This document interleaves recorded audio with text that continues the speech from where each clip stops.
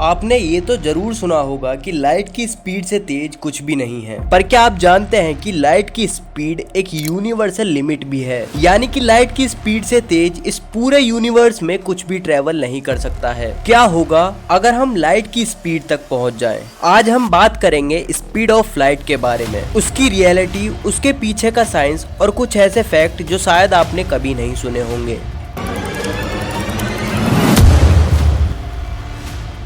Speed of light approximately 3 lakh kilometre पर second होती है। ये इतनी तेज होती है कि एक सेकंड में अर्थ को 7.5 टाइम ऑर्बिट कर सकती है। ये सुनने में आपको ही अजीब नहीं बल्कि मुझे भी अनबिलीवेबल लग रहा है, पर ये सच है। स्पीड ऑफ लाइट सिर्फ एक सेकंड में अर्थ को 7.5 टाइम ऑर्बिट कर सकती है। साइंस में इसे c से डिनोट किया जाता है, जिसका मतलब होता है constant speed of light in vacuum. और याद रखने वाली बात यह है कि स्पीड ऑफ लाइट वैक्यूम में ही कांस्टेंट स्पीड से ट्रेवल करती है। अगर लाइट की स्पीड किसी और मीडियम से गुजरे जैसे कि ग्लास, वाटर या फिर एयर, तो उसकी स्पीड कम हो जाती है। फॉर एग्जांपल, ग्लास से गुजरने पर लाइट की स्पीड 2 लाख किलोमीटर पर सेकंड हो जाती है और वही स्पीड पानी में 2,25,000 किलोमीटर पर सेकंड हो जाती है। इसका मतलब लाइट की स्पीड हर मीडियम में अलग अलग होती है, वैक्यूम में अलग, पानी में अलग और हवा में अलग। एल्बर्ट आइंस्टाइन ने अपनी थ्योरी ऑफ रिलेटिविटी में बताया कि स्पीड ऑफ लाइट वैक्यूम में कांस्टेंट होती है। इवन साइंस के अकॉर्डिंग कोई भी फिजिकल ऑब्जेक्ट जिसे हम टच कर सकते हैं वो स्पीड ऑफ लाइट से कभी ट्रेवल कर ही नहीं सकता है, क्योंकि जैसे जैसे आप किसी ऑब्जेक्ट की स्पीड बढ़ाते हैं उसका मास भी बढ़ने लगता है। और जब आप स्पीड ऑफ लाइट के करीब पहुंचते हैं तो उस ऑब्जेक्ट का मास इनफाइनाइट हो जाता है और इस ऑब्जेक्ट को मूव कराने के लिए इनफाइनाइट अमाउंट में एनर्जी चाहिए, जो कि प्रैक्टिकली पॉसिबल नहीं है। पृथ्वी तो छोड़ो, सन भी लिमिटेड एनर्जी प्रोवाइड करवा सकता है, और न सिर्फ सन बल्कि पूरे यूनिवर्स में इनफाइनाइट एनर्जी प्रोवाइड करवाने का कोई भी सोर्स नहीं है। और यही रीजन है कि आज तक हम ह्यूमंस कभी स्पीड ऑफ लाइट को अचीव नहीं कर पाए हैं। लाइट की स्पीड सिर्फ एक नंबर नहीं है, ये पूरे यूनिवर्स की स्पीड ऑफ लिमिट है। इसका यूज डिस्टेंस मेजर करने के लिए किया जाता है, जैसे कि सन की लाइट को अर्थ तक पहुंचने में 8 मिनट 20 सेकंड लगते हैं। सबसे closest star system Proxima Centauri की लाइट हम तक पहुंचने में 4.24 लाइट ईयर्स लेती है। यहाँ एक और इंटरेस्टिंग बात यह है कि जब आप किसी दूर के स्टार को देखते हैं तो आप उसकी पास्ट इमेज देख रहे होते हैं। उस टाइम आप लिटरली यूनिवर्स का टाइम ट्रेवल देख रहे होते हैं।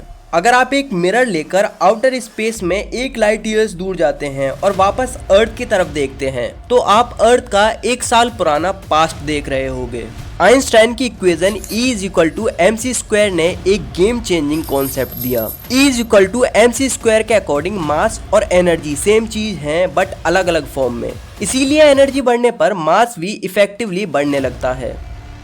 It followed from the special theory of relativity that mass and energy are but different manifestations of the same thing, a somewhat unfamiliar conception for the average mind.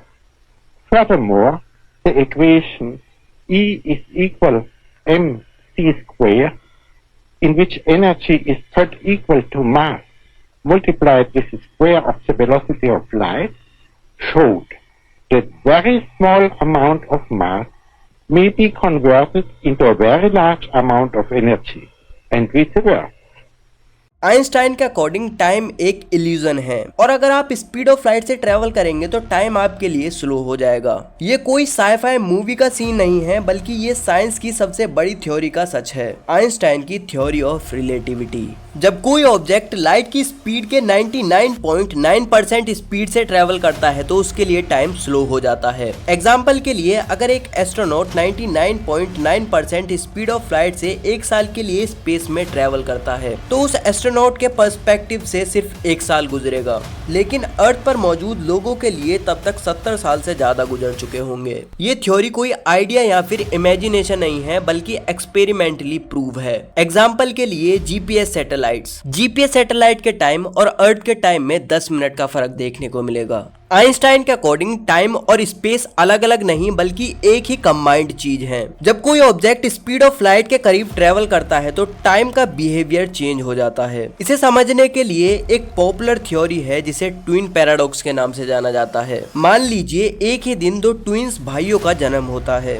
उनके 5th birthday पर उनमें से एक भाई को बर्थडे गिफ्ट में space को light की स्पीड से एक्सप्लोर करने का मौका मिलता है और कुछ सालों बाद जब वो अर्थ पर वापस आता है तो उसके लिए सिर्फ कुछ साल बीते होते हैं, पर अर्थ वाले भाई के लिए बहुत साल बीत चुके होते हैं। अब तक की वीडियो में हमें ये पता लग चुका है कि लाइट की स्पीड से ट्रेवल नहीं किया जा सकता है, लेकिन कुछ हाइपोथेटिकल और थ्योरेटिकल रास्ते हैं जो लाइट की स्पीड से ट्रेवल करने के आइडिया को सजेस्ट करते हैं। एल्बर्ट आइंस्टाइन ने अपनी जनरल थ्योरी ऑफ रिलेटिविटी में बताया है कि ग्रेविटी स्पेस टाइम फैब्रिक को बेंड कर देती है। साल 1940s में आइंस्टाइन और नाथन रोसन ने मिलकर एक मैथमेटिकल सॉल्यूशन दिया। इस सॉल्यूशन को आइंस्टाइन रोसन ब्रिज नाम दिया गया और आज के समय इस मैथमेटिकल सॉल्यूशन को वर्म होल्स के नाम से जाना जाता है। वर्म होल को स्पेस टाइम का शॉर्टकट कह सकते हैं। अगर वर्म होल से ट्रेवल करना पॉसिबल होता तो टाइम ट्रेवल भी थ्योरेटिकली पॉसिबल हो सकता है, लेकिन वर्म होल्स की सबसे बड़ी प्रॉब्लम ये है कि कुछ टाइम बाद ये अपने आप में ही कोलैप्स हो जाते हैं। वार्प ड्राइव भी वर्म होल्स की तरह एक हाइपोथेटिकल कॉन्सेप्ट है जिसके अकॉर्डिंग स्पेस टाइम के फैब्रिक को मैनिपुलेट करके लाइट से भी तेज ट्रेवल किया जा सकता है, वो भी बिना किसी फिजिक्स के लॉज को तोड़े। मान लीजिए स्पेस टाइम एक रबर शीट है। अगर आप उस रबर शीट को आगे से एक्सपेंड कर दें और पीछे से कंप्रेस कर दें तो इस कंडीशन में स्पेसशिप खुद लाइट की स्पीड से तेज नहीं चल रहा होता है, बल्कि स्पेस टाइम ही उसके अराउंड मूव कर रहा होगा, वो भी लाइट की स्पीड से 8 गुना ज्यादा तेजी से।